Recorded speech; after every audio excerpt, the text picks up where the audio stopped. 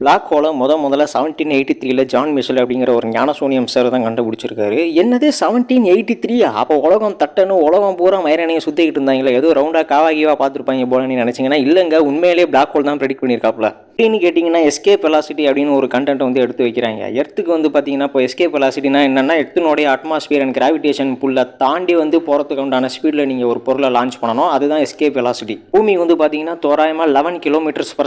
இந்த ஸ்பீடில் தான் நீங்கள் எதனா ஒரு பொருளை தூக்கி அடிச்சிங்கன்னா அது வந்து பூமியோடைய கிராவிடேஷன் புல்லை விட்டு தள்ளி போயிடும். இப்போ சப்போஸ் எஸ்கேப் வெலாசிட்டிக்கு கீழே பந்த ஒரு பையன் தூக்கி போடுறான்னா அது என்ன ஆகுதுன்னு பார்த்தீங்கன்னா, பூமியில் கிராவிட்டி புல் எப்படி இழுக்கும், இந்த தம்பி பந்தை தூக்கி போட்டு இப்படி திரும்பினோன்னா அந்த பந்து சூத்தில் அடிக்குது. பிளாக் ஹோல்ஸ்லேயே அதே மாதிரி தான் கெஸ் பண்ணாங்க. பிரபஞ்சத்திலே ஃபாஸ்டஸ்ட் ஆப்ஜெக்ட்னால கூட எஸ்கேப் வெலாசிட்டியை தாண்டி வெளியே போக முடியாத அளவுக்கு எஸ்கேப் வெலாசிட்டி இருக்கிற கிராவிடேஷனல் புல் இருக்கிற பிளானட்ஸ் இருக்குமா அப்படின்னு ப்ரெடிக்ட் பண்ணியிருக்காங்க. இது போல பல பிரபஞ்சங்களின் ரகசியங்களை ஃபன்னாக தெரிஞ்சுக்கணும். சேனலை லைக் போட்டு சப்ஸ்கிரைப் பண்ணிக்கோங்க.